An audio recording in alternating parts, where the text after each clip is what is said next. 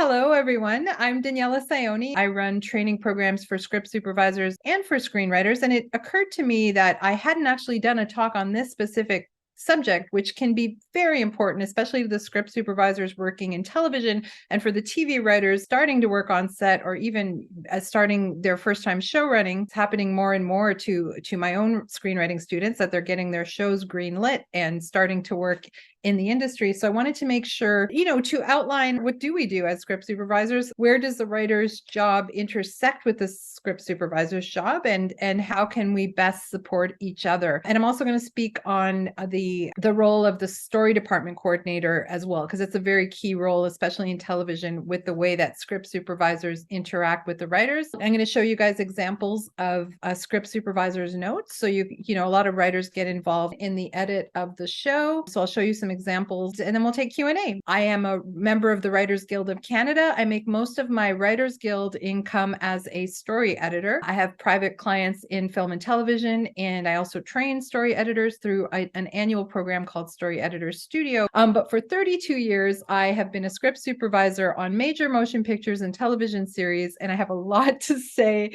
I've worked with so many incredible writers. So I do have a lot to say on this subject, and realize I had never done a lesson specifically on this. In terms of television series, the relationship is pretty pivotal because in television series, the script supervisor is one of the crew that the showrunner talks to every day. And so if you're on your way towards becoming a showrunner, and obviously if you're a writer who's on set, you're going to be sitting right beside the script supervisor. Let me start with what the role of the script supervisor is, because I feel like a lot of writers are also confused about that. And it's no shame to be that way, because a lot of directors are confused about that, and we work directly with the directors. But essentially, the script supervisor, we work for the editor. We're basically representing the editor on set to ensure that the director is getting their story told visually, that it's going to cut together in the most fluid way possible in post-production.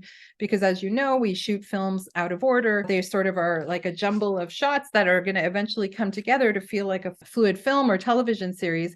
And we're there to help ensure that there's continuity, there's visual continuity, that there's enough coverage to tell the story, that none of the beats that the writer put into the script are missing in the way that it was executed on set. We prepare notes for the editor that include the director's preferences. In television series, the hierarchy is that the writers are sort of above the director in hierarchy. In feature film, the director is above the writer, but either way, we need to have both their notes reflected in the notes that go to the editor. So basically, the notes themselves will save time and money in post-production, because they'll help the editor sort through material and figure out what is most important to the director, who gets a limited time to edit with the editor, depending on different union rules. Just so you know, in television series in the United States, I work on a lot of US productions, the director gets 4 days of editing on a 1-hour show. I believe in Canada, the DGC rule is half of that. You get 2 days with the editor to cut your director's cut. And for a half-hour show in Canada, that's 1 day. And in the US, that's 2 days. I believe those are the actual DGA versus DGC. So you can imagine, as a director, this is for television, by the way. Television is the producer's medium. So the producers and the writers will actually have more time with the cut than the directors do. And so it behooves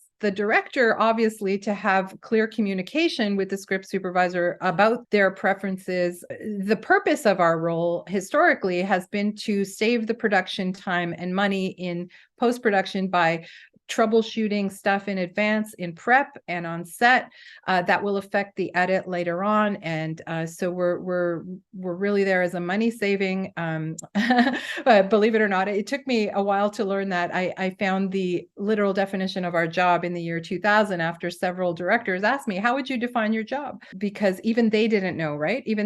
Some directors are not even used to working with script supervisors in the early days. And certainly writers in their early days often don't have the experience of being on set and working with the script supervisor. So when they do their first television show and they get to be sitting on set right beside us, because physically the script supervisor is situated right beside the director and the director of photography. Sometimes the director of photography chooses to work at a separate monitor, but we are right beside the director. And in television series, the writer is right behind us, if not right beside us. And that is so that we're in the inner circle, because we have to make adjustments with the actors. We have to hear the director's notes and intentions. Our workflow depends heavily on us being in the center of the action, as does the writer's workflow on a television series. So I'll jump in and out of the script supervisor's perspective and the writer's perspective. I know that for the writers watching, our job is more of a mystery to them. It's very unusual that I am both a screenwriter and a script supervisor and an actor, by the way. I'm also an ACTRA member. I'm in all three unions in Canada. I work in all three things, but mostly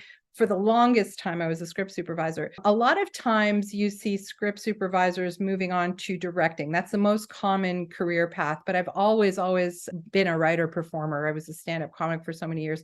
And I do have students who do aspire to be writers, but I also noticed the reverse. I noticed that screenwriters, when they want to direct, will sometimes become script supervisors because it puts them in a position on the shooting floor where they're working directly with the script and they can take their knowledge. I always encourage my script supervision students to train, at least take writing classes to train to understand story structure, because a lot of the work we're going to be doing in being a sounding board, or depending on the director, often very much an advisory person for coverage, we need to know what the subtext of the scene is in order to do that job really effectively.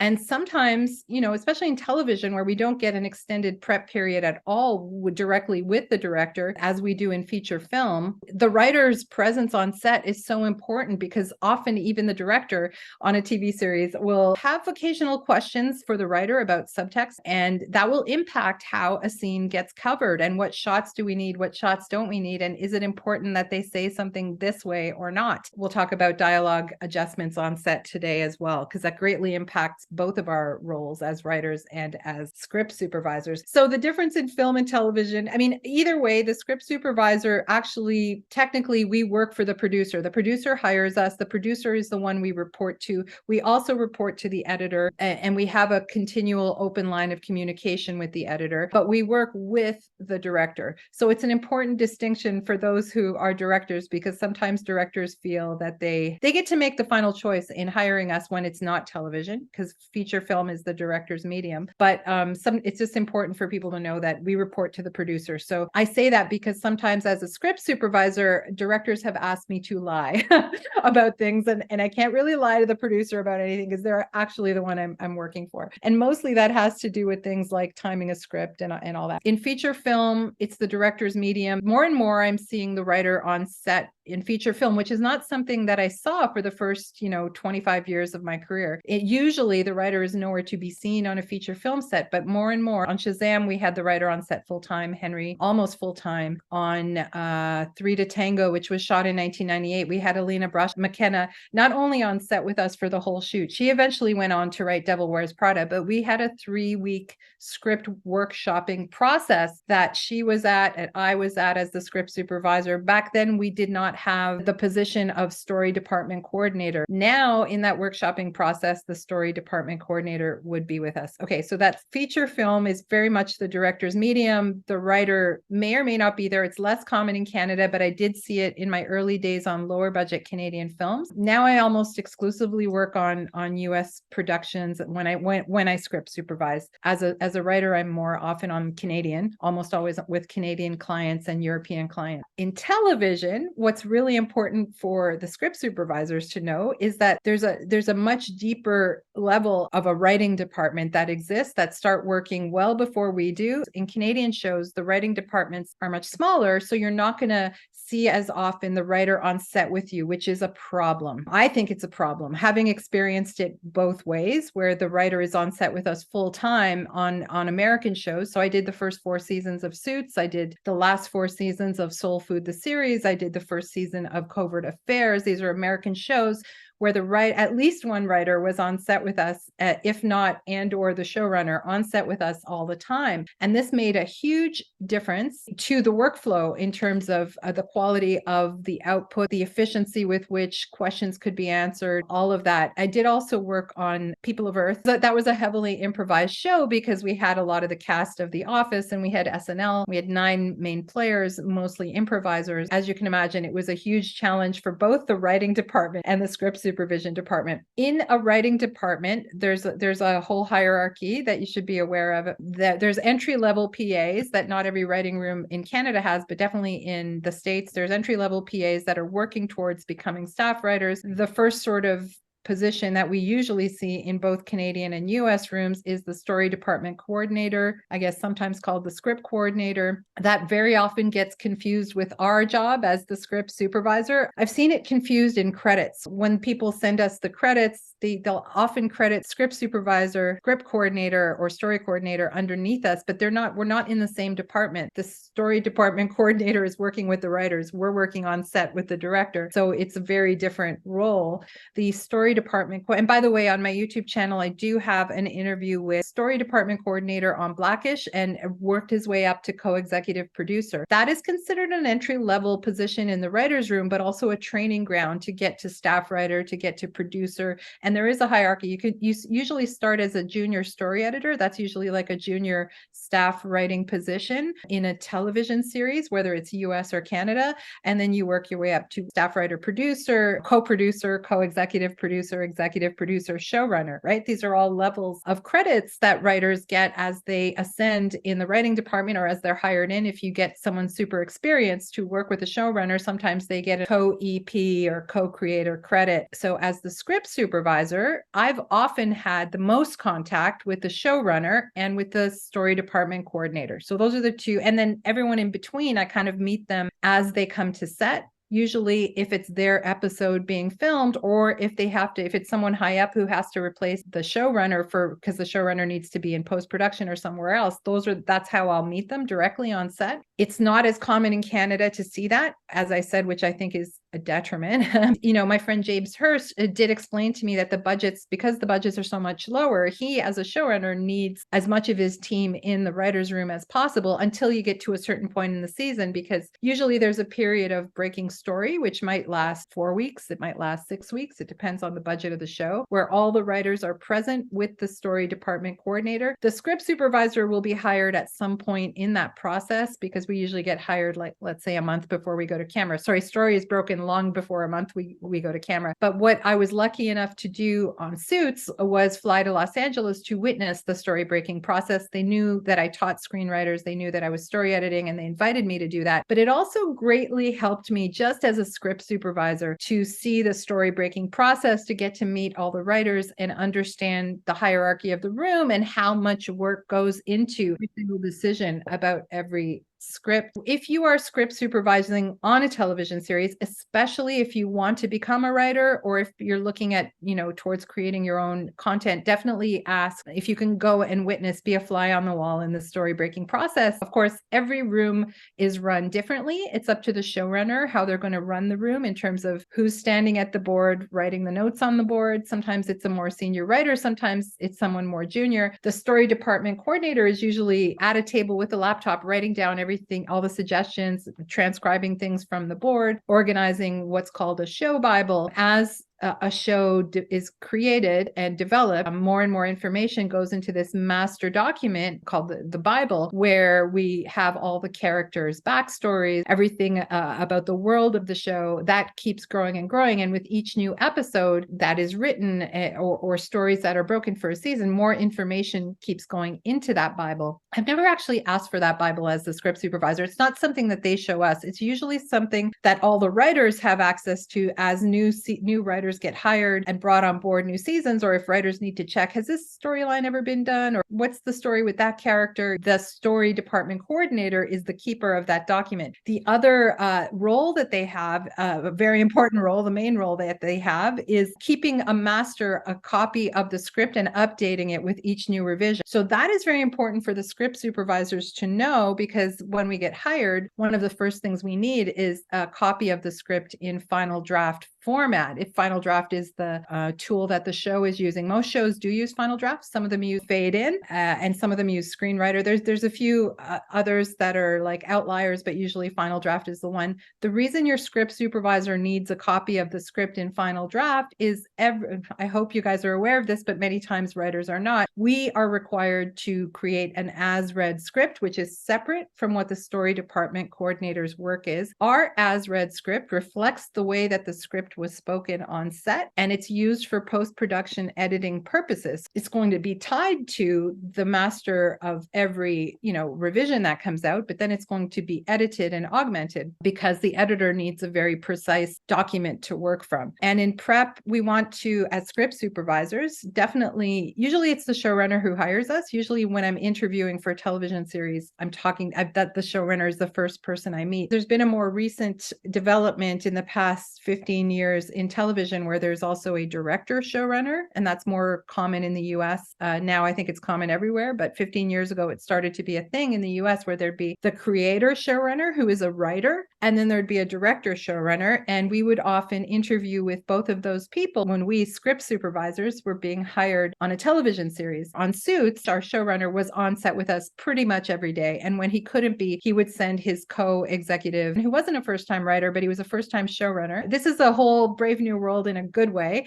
where new voices are getting opportunities like never before, right? And so one of the reasons I wanted to do this talk today, you're going to find yourself as a writer, if you're one of my writing students, thrust into like, okay, now you're going to set as a co-showrunner even, or at least as a writer whose pilot is being shot. And how do you, what's the protocol and how do you behave and what's all of that? Because I've seen a lot and I've seen the evolution of this over the years. So one of the first things we do is ask for a final draft copy of the script, but we're also, for the writers, the script supervisors are breaking down and timing the script in prep. We have a heavy process in prep because prep is where your script supervisor is going to troubleshoot the most. And if you're not aware, the cheapest time in production is prep. So any problems you can solve in prep are going to save you so much time and money on set.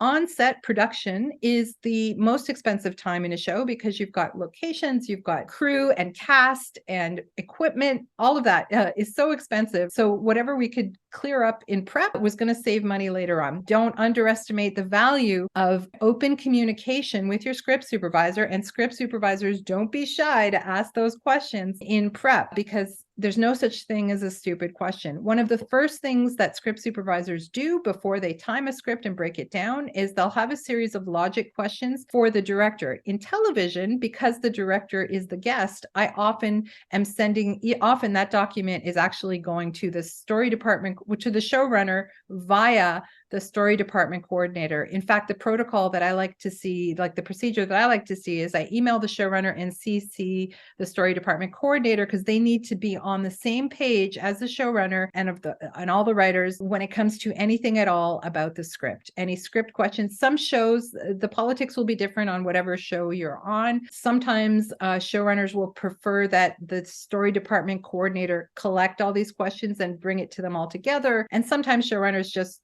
are fine with us communicating with them directly and just making sure we CC the story department coordinator. But because some of you haven't done your first TV series yet, both as writers and as script supervisors, but especially for the script supervisors, the first person you want to make friends with after you get hired is the story department coordinator, besides the showrunner, of course. So I can show you guys an example of what we do, but I'm going to talk about it first. So the script supervisors, in my program, I teach you guys obviously how to break down and time a screenplay. It's a very, very important function, even for streamers where we have more leeway with how much time we have for things to play out on screen. I come from a time when we were doing a lot more network television where we had a finite delivery time of 42 and a half minutes on an hour, or 22 minutes or 22 and a half minutes on a half hour. And if a script was much too long or short, there were financial and time ramifications. There were definitely financial and story ramifications on that for the writers. So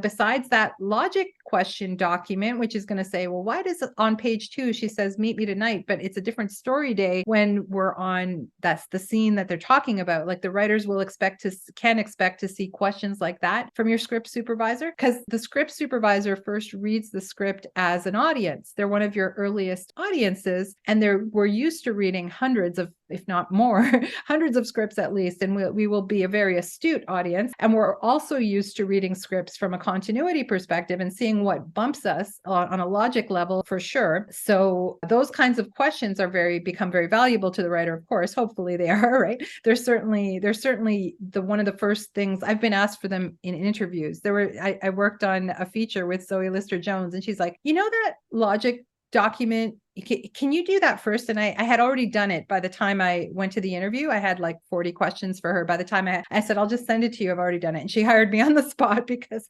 she was so like into that document. It is very important. And on feature film, we'll have more. Like I worked on, as my script supervisors know, I worked on a psychological thriller. The logic has to be so tight on that kind of genre that I had like 240 questions for him, because what the script supervisors might not be aware of, but the writers should know full well, a script goes through so many hands by the time it's in production. One writer might have initiated it. A writer in a writer's room might be the only one that has the credit on it, but everyone had a hand in breaking the story. The showrunner undoubtedly had a hand in rewriting it. The director will often get to do a director's pass. By the time I was hired, a few weeks before we went to camera, I'm reading the script and there's about 1 million holes in it that's apparently no one is seeing. And that's only because it's been through so many hands. So here I am as a script supervisor reading it as an audience. And I say, I've got questions. Can we schedule a meeting? So what he did was he set up an office for me right beside his office so that I could run in when he had a break and get the next list of questions checked off, that I then communicated to the story coordinator, because he did hire a story coordinator to update all the script revisions. And so the story coordinator could have all the up to the minute changes to incorporate in the scene. So that, the logic questions is one thing, but the timing is another. And it is also equally important because,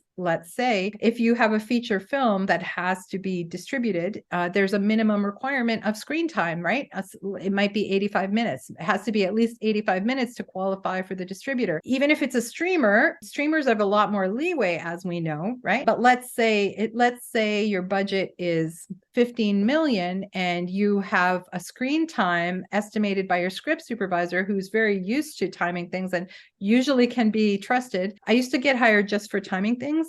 There was a time when bond companies would just say, just send it to Daniela to time it. And I was not in-house, but Alliance Atlantis, I'm old, in the 90s, would send me like everything that they were doing to time well in advance of when they'd shoot it. So they could get a gauge of how long or short it was. Because if something is very long and your budget is lowish, 15 million or less, if you can afford to cut scenes, you might as well do that in prep at the story stage, at the script development stage, than shooting it and it ending up on the cutting room floor. Now, the big exception to that is high budget comedy. Comedy in general, we shoot a lot more on purpose because there's the story and there's the joke. And I'm a comedy script supervisor mostly. So I worked on People of Earth Greg Daniels was our, besides Norm, Greg Daniels was our, Conan O'Brien was above him, but Greg Daniels was one of our senior people. And I got to work with him as both directing on the shooting floor and also as one of our bosses. But Greg, of course, created the US version of The Office. And he was notorious, and he is still notorious for shooting very long scripts. And that was a network television show. People of Earth was an FX, and so was The Office at first, a network television show. So he had to deliver a 22-minute episode, but the scripts were sometimes 42 pages. And The Office is very famous for that, as was People of Earth. And the reason is they wanted the freedom to try gags and let gags play out and see what was really funny so they could extract the purest material. Now, if you're a new showrunner, if you come from my comedy screenwriting program, my television program, at the four that have stuff in development now, they're not Greg Daniels. So they're going to be encouraged to write very tight scripts. Type a 1 in the chat if you've been told this lie in film school. In film school, we had this lie told to us that it's a minute a page. If it were a minute a page, I would not have earned, I don't know, in the course of my 32 years, I've probably earned a few $100,000 just on timing scripts. Yeah, you've all heard that. It's not true. It's not true because of so many factors, right? So many factors. I mean, it's roughly true, but it's can vary wildly from show to show. There's just so many factors that affect it. Otherwise, they wouldn't bother asking us to time it. It would just be a given that, oh, it's 53 pages, it's 53 minutes. In fact, Aaron, our showrunner on Suits, was so flustered because he said, Daniela, how come I issue scripts with roughly around the same page count, but your timings are sometimes 43 minutes and sometimes they're 53 minutes? And that's because in some scenes we're in a courtroom and people are giving long monologues. And in some scenes we're in a love scene where action is playing out more slowly. It's between Harvey and his lover. But in other scenes, it's Howard Hawks walk and talk fast, fast, fast. So if you have an episode that leans heavily into the super fast walk and talk, it's going to time out much faster. So we've had episodes where they were been 53 pages that timed out at 43 minutes. And we've had episodes that were 46 pages that timed out at 52 minutes. Hopefully you trust your script supervisor with it. I've had situations on pilots, just so you're aware, writers, your script supervisor will often have a meeting with a director to ask them their comparables, like how they see this episode playing out visually, like can it compare to any other show?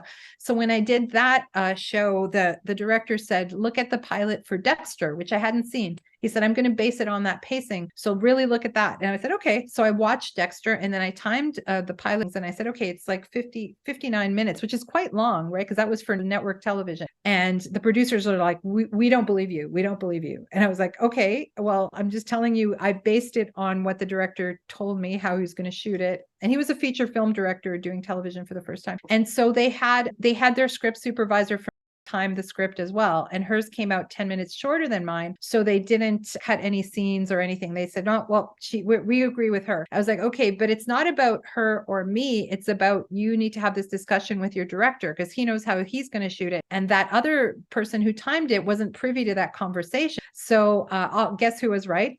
And I don't need to be right. I don't even want to be right in that situation, but I was basing it on the facts that I had at hand. So as a producer, if you're like a showrunner, or if you're a writer of a feature, sometimes the script supervisor may reach out to you directly, and you might reach out to them to say, hey, listen, as you're timing this is what I want you to understand. And, in a feature, it's more often than not a director who's having that conversation with the script supervisor. Sometimes the writer is present. Very often on feature films, we have time to prep and be present at rehearsals, which is not something we get to do in television unless it's a pilot. And I'm often there with the director and the writer, not only if we're workshopping a script, as I said, we did with 3 to Tango, but even just in a regular, on Casino Jack, for example, that was a low budget feature shot in Canada with Canadian writer Norman, who's no longer with us. He wrote Dead Ringers, and George Hickenlooper, who's also no longer with us. I think I'm the only one alive at that table besides Kevin Spacey and Barry Pepper, the actors. But we were just at that table together. So the script supervisor in that rehearsal process will get to understand the tone of the actor, the pace and the tone that the director is going for and that the actors are giving. But also if the writer's there and the actors at those rehearsals are asking questions about subtext. And it does help your script supervisor to time that script if they understand the intention of the scene and the tone and the genre. A lot of shows, People of Earth was one of them, have tones that are not that obvious on the page. So communicating with each other will help that timing be more accurate. I'll show you an example of a script timing. Hopefully this is not news to everybody, but if it is, I'm glad you're hearing it because it's important information to have. I want you, the writers, to understand how to read a script supervisor's breakdown. This is what the breakdown of a 1-hour show looks like. Your script supervisor will go through it scene by scene, assign it like a screen time. That's what that estimate time column. This is a teaser and 5 acts. Again, script supervisors, if you're interested in learning a lot more about TV structure, I would invite you to take one of my TV writing programs. But these act by act breakdowns are very helpful for the writer to know, okay, which act is running long? Where can we trim? The act breaks are indicated when they're indicated in the script. This is the act by act breakdown. And for half-hour shows, it's usually a teaser, 3 acts, and a tag. There's different shows have different structures. I have a talk on my YouTube channel called How Script Supervision Has Made Me a Better Screenwriter, because it's true, because it really, it made me a better story editor because it got story structure under my skin. On set, we get to see how the actors change the lines consistently, so we become like really good dialogue writers. This is a gross generalization, but it's how I became a very strong dialogue writer, is just seeing the process on set. And similarly, we would do the same on a feature. It would just look a little different. Usually act breaks are never indicated in a feature. So because it was so complex in terms of solving a mystery of, oh, there's a dead body that shows up, when was the last time we saw her, that was a lot of the logic question stuff I was tracking. So we had to very specifically plot out the dates and everything. And those vlogs, I just put them in purple. This document not only helps the writers to see how long everything is, like this is sort of a budget for time, it helps the script supervisor. So you'll see we have a lot of like plot stuff and date stuff beat into the breakdown. This comes as a result of talking to the director and or the writer. And you'll see that on both the feature film and television breakdowns, that script supervisors also do a breakdown of the time of day. And we're literally the only department doing that. So we will have very specific questions about the time of day. The reason we need to do that is if there are clocks or watches on set that need to be set, if the actor says, how much time has passed, how late into the night am I working, can I loosen my tie? These are very real questions that come up on set, and it's not something that we make up on the spot because we shoot out of order. So if we saw that clock and set a time randomly on set, we might have shot a scene where the clock was a different time on another set. So that we get into this much detail, your script supervisor is probably the crew member that's going to get into the most detail on that kind of stuff. Obviously, as you can see, feature film breakdowns are much longer. There's no act breaks. We just have a total. Once you give the timing to the writers, it's up to them to decide whether they're going to augment the time, whether they're going to trust you, like I gave the example with the pilot, and then how they're going to apply that to the next revision. With every new revision that comes out, the script supervisor is issuing a new timing, and there will probably be new logic questions as well with every single rewrite that comes out. There's going to be a script read through, and the script supervisor is always at the script read through, unless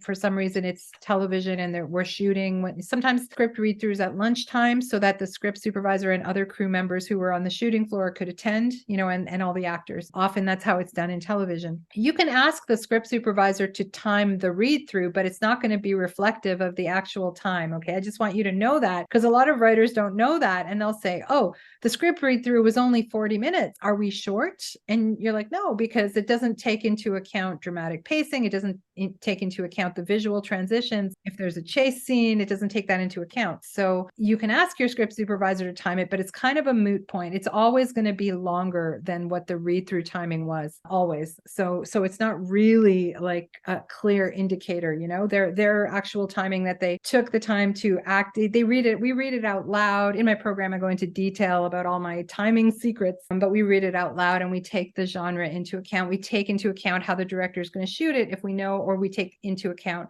the style of the show, the pace of the way the actors speak, and all of that. Sometimes in prep, especially in comedy, the writer and the actors will get together and workshop scenes usually to make them funnier. Sometimes it's for dramatic reasons, and it behooves you to invite your script supervisor as the director and as the writer, because you'll have a witness to those changes. Before there was a story coordinator position in the 90s, I would be the one making those changes and sending them to the production secretary. That is who used to make those changes. Now it would be the story coordinator. The reason you want your script supervisor there in a workshopping situation, besides to, so that your actors get really comfortable getting notes from your script supervisor, which will ultimately help the performance later on. The script supervisor will understand the movie you're trying to make, what each scene is about, but also be able to communicate to other departments. When we were doing that on 3 to Tango, Matthew Perry would say, I want to be playing Nintendo hockey in this scene. And of course, I would have to alert props who would have to get the permission. We never got the permission from Nintendo hockey, but all of that, there's a whole chain of communication that your script supervisor and your first AD can impart. But usually the first AD is not in on those script workshopping rehearsals. The other reason to invite your script supervisor is sometimes there are some great improvs in that workshopping that don't get put in the script. And then you're on set. And if you're on set with someone like Paul Feig, he will say, alts, alts, alts.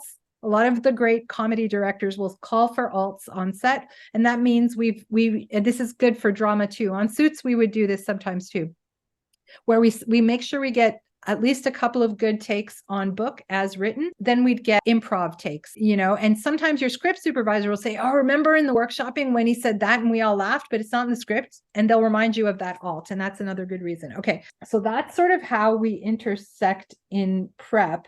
What I would like my script supervision students to do in prep, besides all the stuff I teach you in class, and I do say this in class, but I want to reiterate, there's going to be a different politic about line dialogue changes on set, depending on the kind of show you're working on, whether it's a feature or a TV series, and what kind of, depending on the showrunner, depending on so many different factors. I was working on an MOW. Usually the director doesn't have power in television to override dialogue changes, but I was working with Robert Dornhelm on Suburban Madness, and he had it in his contract that he had final say on dialogue changes. It was an MOW, so it's more like a movie. I mean, it's not part of a series. So Robert had final say, and he made that clear to me in prep so that I just had to go to him. You want to know who you need to go to if the actors are not saying the line as scripted. If they ask to change the line, educated actors should ask permission of the writer to change the lines. A lot of times actors don't have that knowledge, so they think they can just change it, or maybe they might have had prior experiences, unless it's in their contract. So the politics of line changes. So we need to establish in prep with the showrunner how much tolerance they're going to have for variations from the script. And I've worked with everyone on every part of that spectrum. Ironically, one of the worst written shows I've ever worked on, the producer of that show, the writer-producer, said,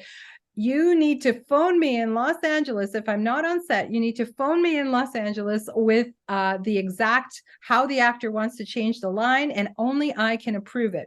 Ironically, on the worst written show, because what sometimes people don't take into account is that actors bring a lot. Actors' instincts are often very, very good, especially if they have been playing that character for years, or at least, several episodes. They really start to tap into a voice for that character. And you may have had a newer writer writing that episode, or, it's just something. The reason it's great to have the writer on set is because it's not real till it's coming out of the actor's mouth on set in context with the scene, right? And so that's when all the questions are going to arise about, can I say it like this? And what the actor doesn't know that the writer does is that maybe they can't say it like that because in 5 episodes, they're going to break up with that character. The actor doesn't know it yet. The writer sure does, because they've broken story for the whole season. They're not telling the actor that because they don't want them to play that and telegraph to the audience. So it's very important that someone who knows the trajectory of the season is on set with us to make that call. Whether or not they tell the script supervisor, the director, they'll usually tell the director,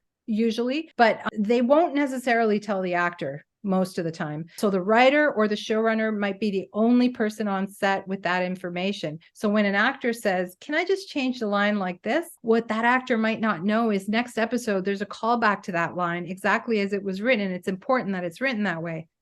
For example, there's many reasons why actors should be able to change lines, because it's got to feel natural to them as it comes out of their mouth. And usually that's like a wording choice, a structural choice, and maybe something. And some actors are really good at saying, this is really expositional. Like, I wouldn't speak to my best friend this way because they already know this. And as writers, we're often trying to hide exposition, trying to make things feel natural. So in Canada, where we don't often have the writer on set, sometimes there's a system established where the script supervisor calls the writer's room and says, is this okay?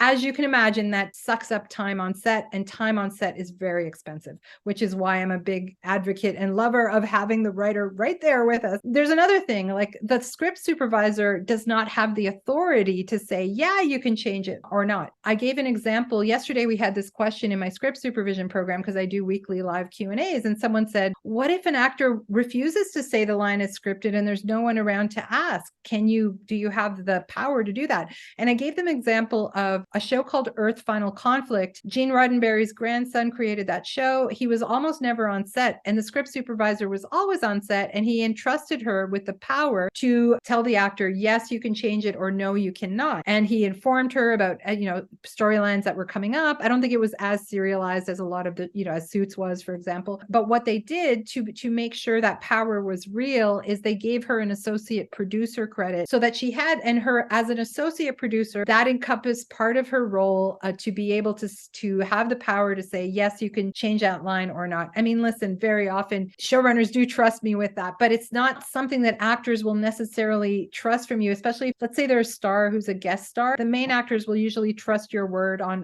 line change because they see you every day. The main positions that are the engine core of a television series are the DOP, the script supervisor, and the first AD, and the camera operators. Where we make a show director proof is what we like to say, that we have great directors on Suits, but or on many shows we have great directors, but very often TV is a training ground for directors, and they're stepping into a show that's already been finely tuned and honed and created. So they rely a lot on that core team on a television series, and script supervisor being one of them. I love it when a writer comes to set and I get to meet them for the first time, and we always have a lot to talk about. They'll be watching all the dailies, they'll be involved in the post-production process to see how the work evolves from the script to what happens in the final cut, and we will be heavily invested in that too if it's a series where it's recurring. Listen, we're invested always, even if it's a feature, but in a series there's just a lot more at stake in terms of the future development of that series. There's always a lot at stake in film. We're talking millions of dollars usually.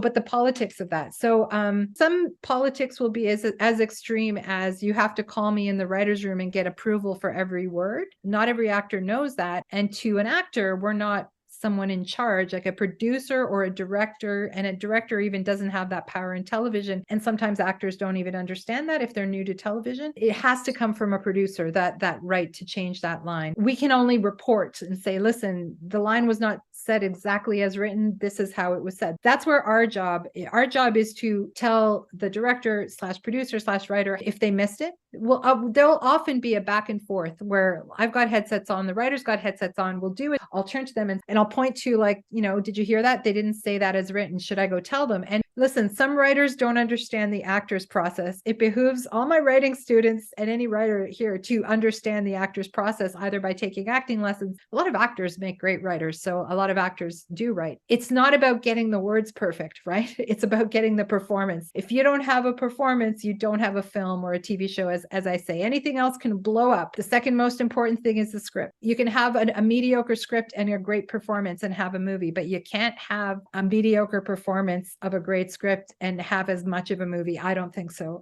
In my experience, in what I've seen over the past 3 decades and have experienced as an audience. Script supervisors need to understand this. The amount of times they go in to correct a line will impact that performance. In my actual full script supervisor training program, I do go into some of the most common processes that actors work in. The script supervisor needs to understand that we're working within that zone, and we need to have a good instinct about when and how we can step in, and it's going to be different with different performers. And the writer might be on set for the very first time and not understand that we cannot talk to this actor that way, or they will shut down, or they will revolt. It's true stories. I won't get into those. Just know that it's always a dance of trying to preserve the performance, but also, of course, the script is very important. So we're going to need at least, usually producers like to have 2 takes on book, even on a show that's heavily improvised. And we want to establish the politics. Sometimes producers let the actor change them so much that then you have a, pardon my French, cluster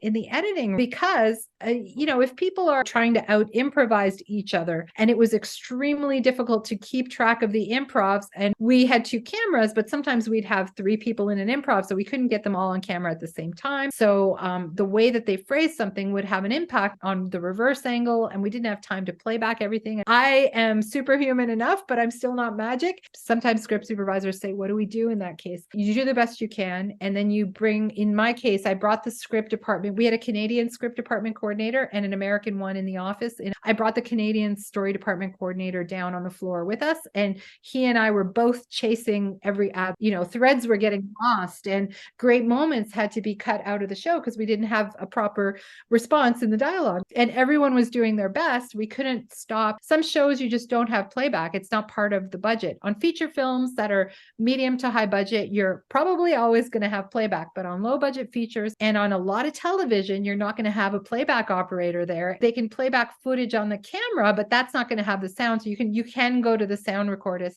But again, it sucks up time, and time on set is very intense, right? It's very expensive is what I meant to say. So on set, when you're a writer and you go to set for the first time, or you're a showrunner and you're working on set for the first time with your script supervisor, obviously open that line of communication. And also there's union rules about how you interact with the director. It's very important to know this, because you cannot override a director. DGA directors specifically have rights that they can fine you for, even though the writer has the power on a television set. We had I won't say what show. There was a show where the director was doing something with the actors. The writers wanted something else. The writer cannot talk about performance. It's not, even though they can with the director and say, the showrunner's intention is that at this point in the scene, he's very upset. And that's not what the actor is playing.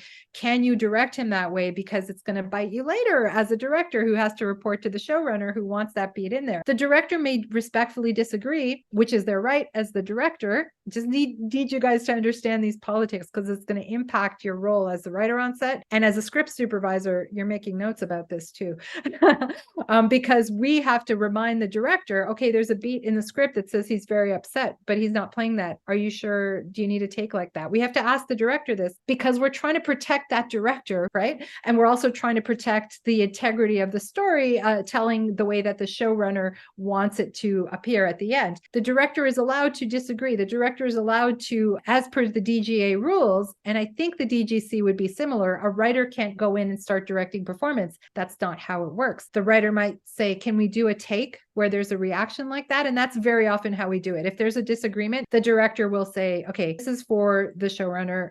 I think it's going to end up being cut my way in the show, but I might be wrong. So I'm going to do a take this way. And we write that down in our notes as a script supervisor. We say, this is the way the director would like it to be cut in the director's cut. And then this is the way that it's written in the script. If the beat is not existent there, the script supervisor is going to hear about it from the showrunner, as will the director. The showrunner is going to say, what happened? Why wasn't that beat there? And they're going to want an explanation from the script supervisor. It's not ultimately our responsibility, but we are a witness as to how that went down. It is our responsibility to remind the director of anything that is in the script that has not been shot, and anything that we can troubleshoot on a coverage level. Why didn't we get a close-up? Why didn't we get an insert? They're going to come to us. Believe it or not, you might not know that that's part of your script supervisor's role, because it looks like we're just taking notes. That's what it looks like, but that's not what it is. If that were the case, if we were just secretarial note takers, which is sometimes the impression, so many script supervisors wouldn't become directors in television. Just know the amount of knowledge that your script supervisor has about coverage, or should have about coverage. And if you want to learn more about that role, obviously my program goes deep into that if you're interested in training that way. I'll show you what a script supervisor's notes look like, just so you have the lay of the land, because the next time you're going to be working with the script supervisor's notes as a writer is in the cutting room. So again, you can see two very different roles that intersect in many ways, because the quality of how you're supervising these script changes as a writer, and how much your script supervisor is catching on set.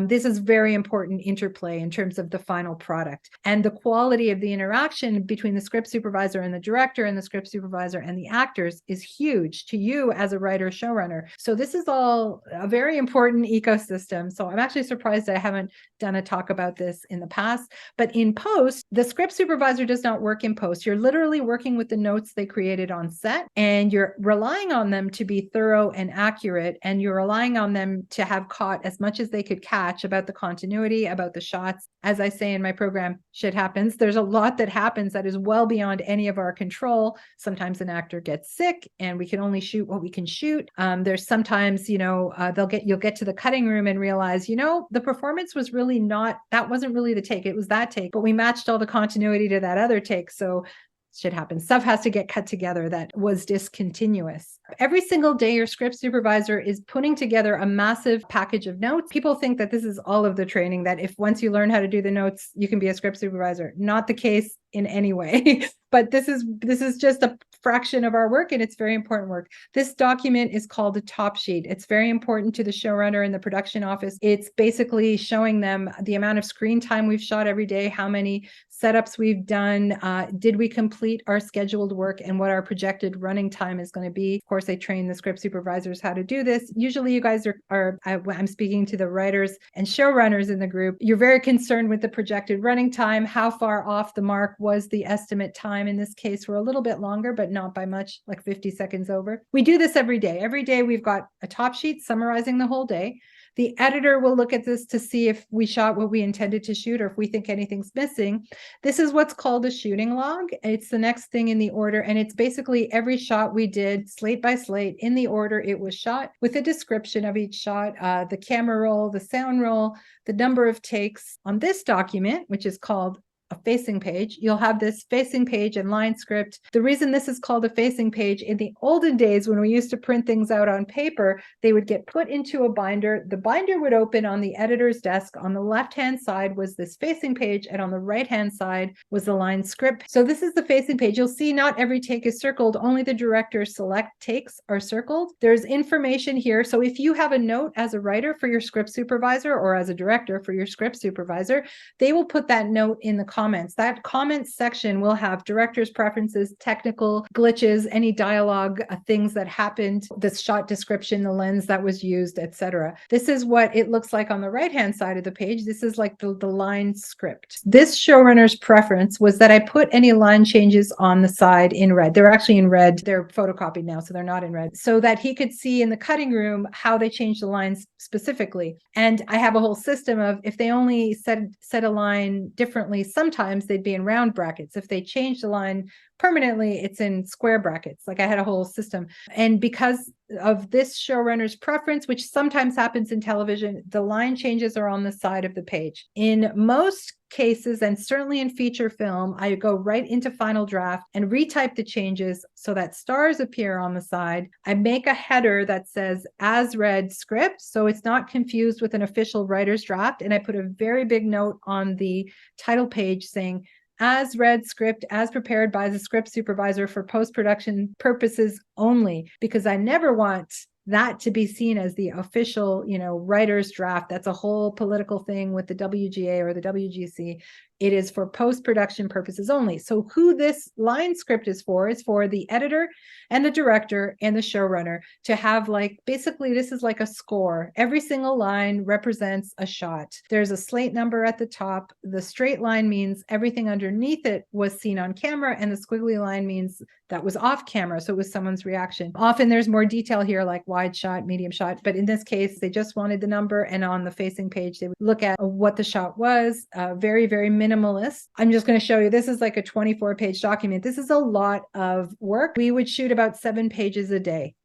Average. So on a high budget feature like Suicide Squad, sometimes we'd shoot 1 to 2 pages a day. Still a lot of coverage depending on the number of cameras. This is a 2-camera scene, so you'll see I put A and B camera there. And I'll just show you the difference between an as read script like that, when the showrunner says, I want this dialogue changes on the side, and one where there was a lot of improv. I have a different top sheet that I use for big features, but it's the same idea. This is what my top sheet for features looks like.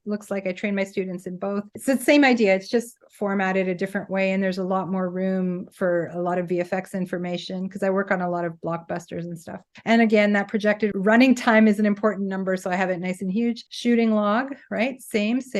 And then the scene by scene in script order, the facing pages. There are a lot of ad libs, so you'll see a lot of dialogue notes. You'll see that script supervisors do things like they'll circle the take, they'll leave the camera running for like 5 passes. I call them passes. Like if there's multiple passes, I'll put stars on the ones the director said that they like the most. So the editor has some gauge of like, what am I looking at? I'm looking at 5 full passes, and the director liked the last 2. And this is one that's hand lined. I've got the slate number. This is a 2-camera line where both cameras are indicated, A camera, B camera. Same idea, straight line, everything. And you'll notice I typed in the dialogue changes and they star things. You'll see Darren, yeah, for Emily, I know she was looking for one. I know she needed one. That's how specific we get. Does the as read script need to be this specific, script supervisors?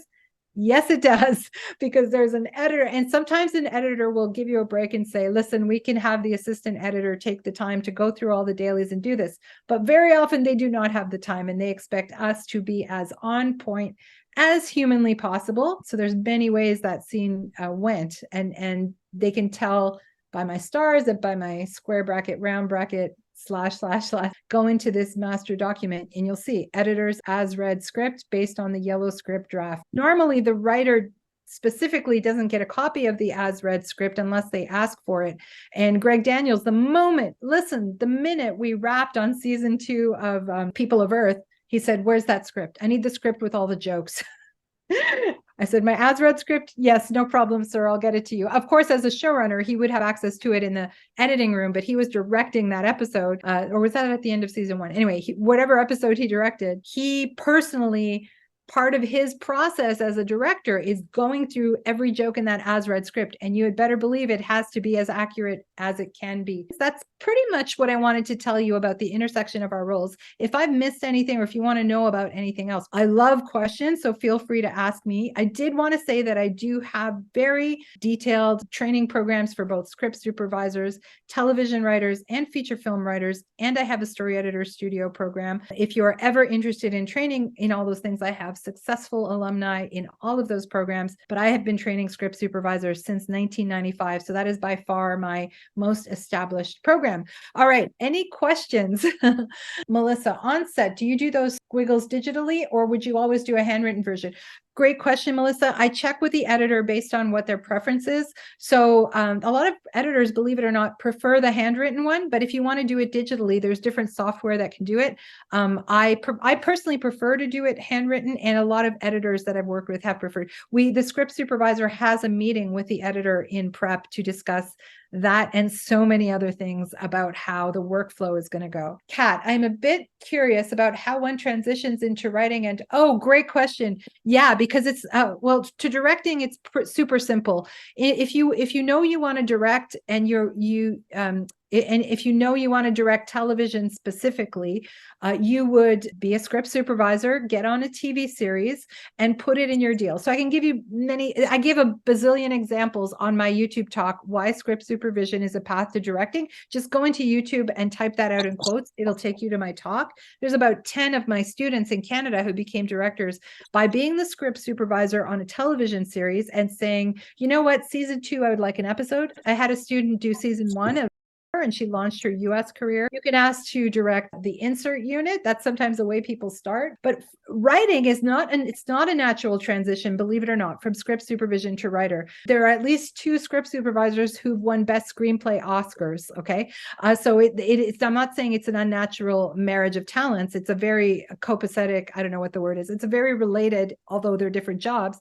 It is just not a natural transition, because you would have more luck using your money that you make as a script supervisor, which is very good money and very good way to make connections in Hollywood or in Canada or anywhere really, and using that money to write something that you either direct or you give to a director to shoot. That's the way that you're going to make the transition. You actually have to write something that you can pitch. The great thing about being a script supervisor at the high levels that I'm at, anytime I want to have a pitch meeting in LA, I have about 20 people I can call. I can think about, okay, what producer will take this? That is the beauty of being a script supervisor who wants to write. And also what I said about being able to show up when they break story in the writer's room. Melissa, is the script supervisor report done in a template that all script supervisors use? We all have our own template. If you use software like Scripty or Scarrett, these are 2, basically in the program that I teach, I've always taught using, because listen, I have students in 25 countries. Some of them are poorer countries than others. And I know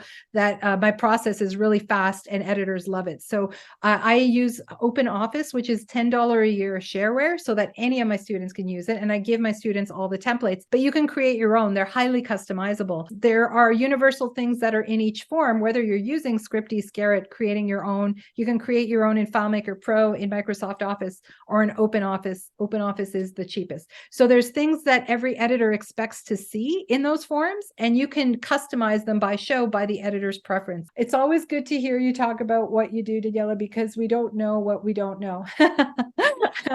I mean, and there's stuff I still don't know. That's what I love about the film business. We're always learning. Christine, what would you say the most important aspect that makes a successful script supervisor? Okay, we're getting a little off topic, but I can tell you the answer.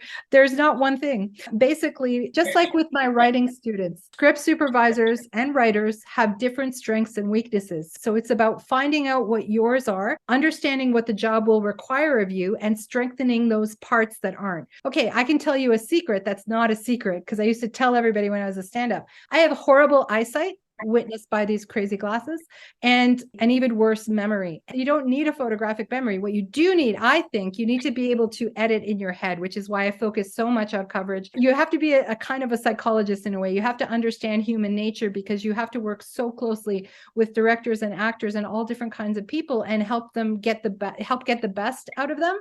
So you need to be good with people. You need to be very organized. Listen, I'm not organized in life, but I know what I need to know. I know exactly what the notes need to be. So just know what your strengths and weaknesses are. They're going to be different from another script. Some script supervisors are loud. Some of them are extremely quiet. Some of them know when to speak. I'm believe it or not, a very quiet script supervisor. Some people like that. Some people don't. With my screenwriters, some of them are excellent at dialogue and joke writing, but terrible with structure.